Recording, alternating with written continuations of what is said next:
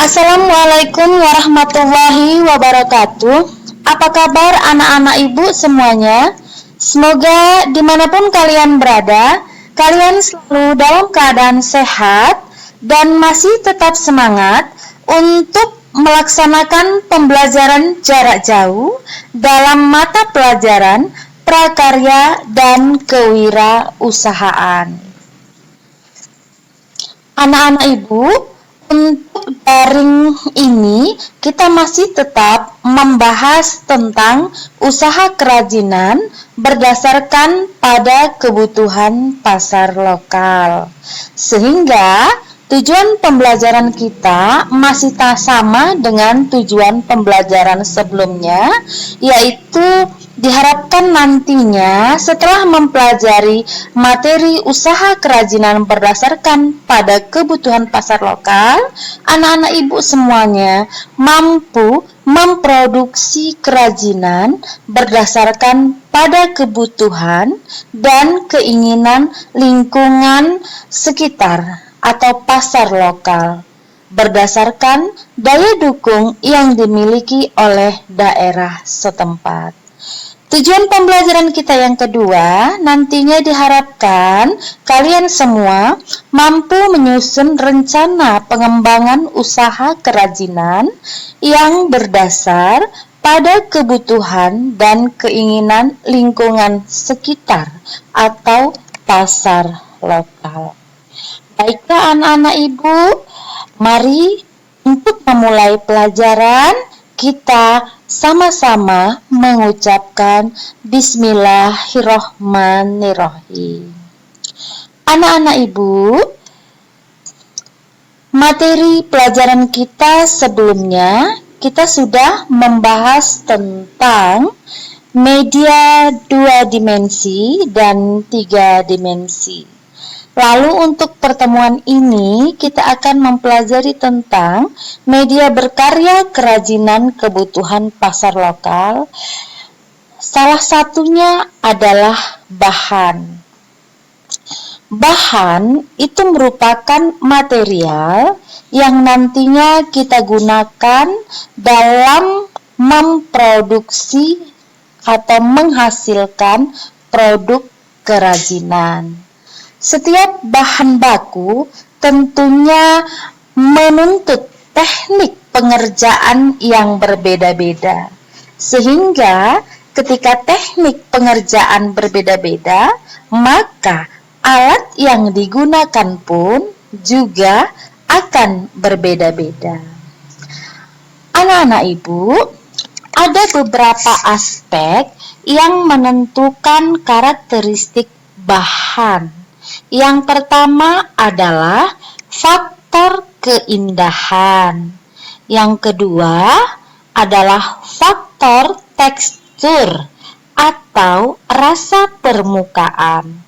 Dan faktor yang ketiga yaitu keras dan lunaknya sebuah bahan. Bahan baku dalam kerajinan dapat diklasifikasikan menjadi 2 bagian, yaitu ada yang disebut dengan bahan alam dan ada yang disebut dengan bahan buatan. Lalu, apakah itu bahan alam? Bahan alam itu adalah bahan dalam membuat kerajinan yang diperoleh dari alam tanpa adanya campur tangan buatan dari manusia. Contoh dari bahan alam yaitu serat alam, bambu, rotan, tanah, kayu, kulit hewan, tanah liat, batu, dan metal atau logam. Atau emas, perak, perunggu, aluminium, besi, dan kuningan. Itulah dia contoh-contoh bahan-bahan yang terbuat dari alam atau bahan-bahan alam. Lalu selain bahan alam, juga ada yang disebut dengan bahan buatan. Nah, apakah yang disebut dengan bahan buatan?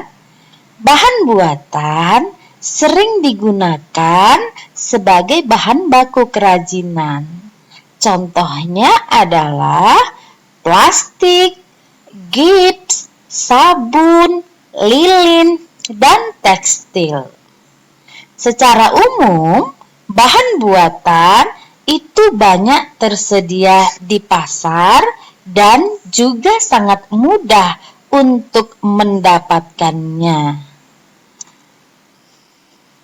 Lalu, selain bahan adalah alat. Alat merupakan sarana yang digunakan untuk mengolah bahan baku menjadi suatu produk kerajinan.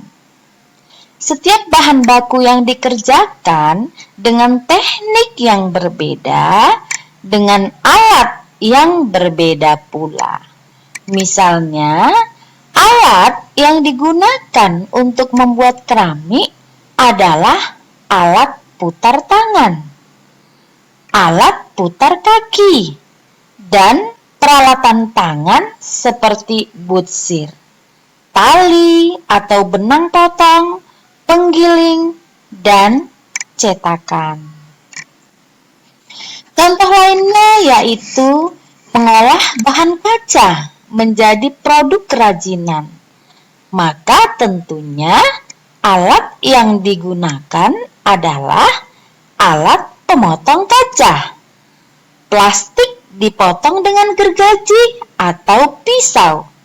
Selain itu, bahan lain seperti kulit kerang diperhalus dengan mesin gerinda. Peralatan yang dibutuhkan untuk mengolah bahan kayu itu meliputi gergaji, mesin bor, mesin pelubang, mesin amplas, dan perata bawah. Selain itu, anak-anak ibu, peralatan yang didukung sebagai pendukung untuk melakukan finishing tahap akhir ya adalah kuas dan mesin semprot. Yang ketiga adalah teknik. Teknik itu artinya cara. Maksudnya adalah cara yang digunakan untuk mengolah bahan baku menjadi suatu produk kerajinan dengan menggunakan alat tertentu. Teknik yang baik dan tepat tentunya nanti akan menghasilkan produk kerajinan yang lebih berkualitas. Jadi kalau kita lihat gambar di samping ini,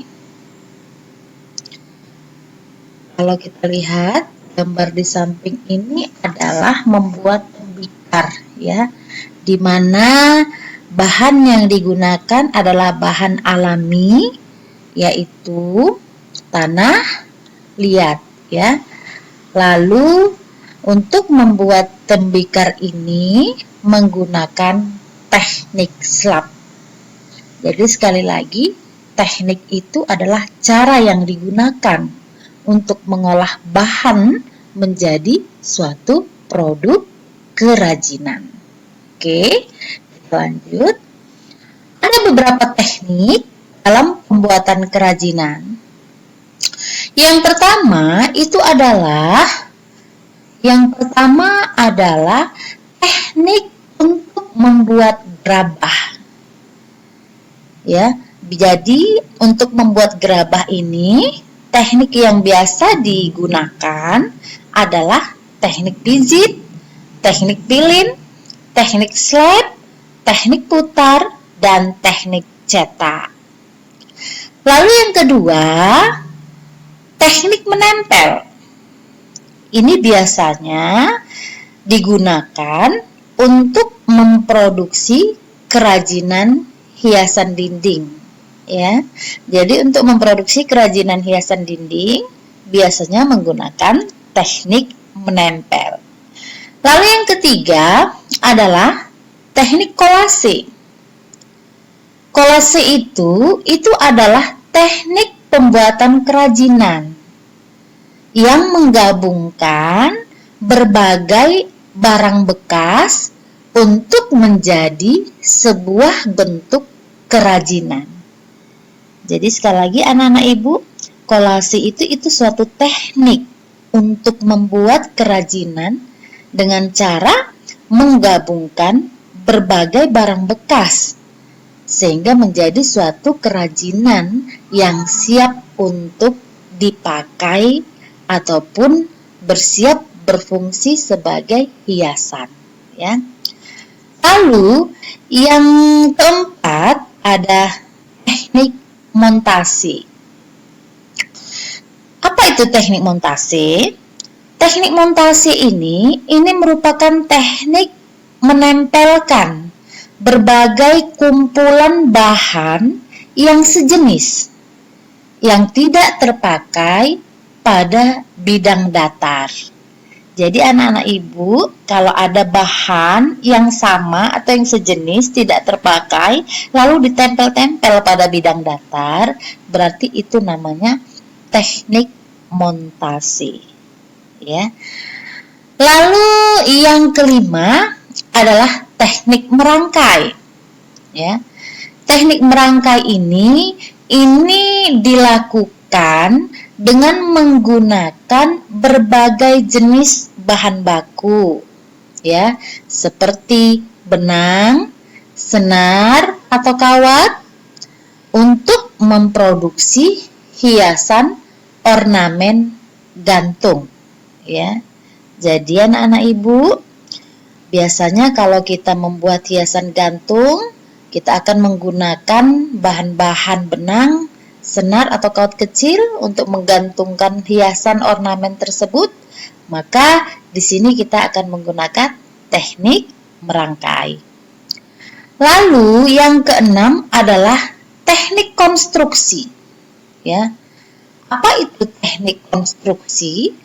Teknik konstruksi ini adalah teknik yang digunakan dengan cara menyambung atau menggabungkan berbagai material dengan cara mengelas, memaku, menyambung dengan peralatan perekat tertentu, ya. Jadi kalau cara menyambung, menggabungkan bahan yang satu dengan bahan yang lain dengan cara memaku, mengelas atau menyambung, maka itu menggunakan teknik konstruksi. Nah, selain itu anak-anak ibu, teknik pembuatan kerajinan dari serat alam ini sebagian besar dibuat dengan cara menganyam, makrame, dan merajut. Motif menganyam yang digunakan juga bervariasi, artinya banyak variasinya, nak. Jadi motifnya itu bisa motif anyaman sasa, bisa motif anyaman kepang, dan bisa motif anyaman pita, ya. Jadi motifnya juga berbeda-beda, ya. Anyaman tersebut biasanya hanya berfungsi sebagai pengisi atau penutup sebuah produk. Jadi seperti membuat tikar, ya, dengan menggunakan daun pandan, maka biasanya kita akan melakukan penganyaman, ya. Maka teknik yang kita lakukan penganyaman dengan motif anyam yang berbeda-beda. Bisa saja bentuk motif kepang, motif anyaman sesak ataupun anyaman pita. Nah, itu dia anak-anak ibu, ya, untuk teknik.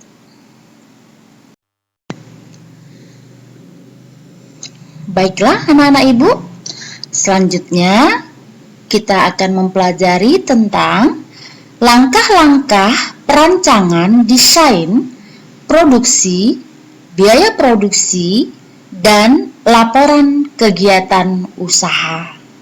Ya. Lalu yang pertama sekali yang kita pelajari adalah tentang perancangan desainnya. Dalam membuat perancangan desain, ada beberapa tahapan yang harus kita lalui. Yang pertama adalah tahap persiapan. Dalam membuat rancangan desain kerajinan lokal, pengrajin terlebih dahulu harus memahami kebutuhan pasar. Jadi, terlebih dahulu pengrajin harus memahami kebutuhan pasar. Apa yang diinginkan pasar? Biasanya, pasar itu akan menginginkan bentuk desain kerajinan yang selalu baru, up to date, ataupun relevan. Jadi, mengingat peran desainer yang sangat penting dalam menunjang keberhasilan penjualan produk di pasar lokal, maka proses perancangan produk kerajinan itu harus memperhatikan berbagai macam faktor. Faktor yang dimaksud yaitu kualitas tema, fungsi, estetika, dan etika. Jadi anak-anak ibu dalam merancang, mendesain suatu kerajinan harus memperhatikan faktor kualitas tema, fungsi, estetika, dan etika. Konsep kerajinan itu adalah ide yang membingkai perwujudan sebuah desain kerajinan. Konsep tema dalam kerajinan itu adalah ide bentuk kerajinan. Misalnya tema figuratif dan abstrak. Dengan adanya tema, maka akan dapat mempermudah si pengrajin dalam proses pembuatan kerajinan. Sehingga dalam memproses pembuatan kerajinan akan menjadi lebih terarah. Ya. Lalu tahap selanjutnya adalah tahap pengembangan. Jadi anak-anak ibu, setelah kita merancang ide, membuat desain, maka selanjutnya kita akan mengembangkan ide tersebut, mengembangkan desainer kita tersebut, dengan terlebih dahulu membuat sketsa. Sketsa. Sketsa itu merupakan sarana yang sangat efektif dalam melakukan penjelajahan bentuk kerajinan yang diinginkan. Sketsa ini sangat membantu sekali dalam merancang dan mengembangkan eksplorasi ide-ide pembentukan kerajinan. Jadi anak-anak ibu misalnya seperti ini. Ketika kita memiliki ide membuat gaun yang sangat indah, maka tentunya kita ada ide, maka tentunya kita buat desainnya, lalu kita gambar sketsanya. Nah, dengan adanya sketsa tersebut, maka akan mengembangkan eksplorasi ide-ide kita tadi untuk menghasilkan baju ataupun gaun tadi. Itu dia tahap pengembangan.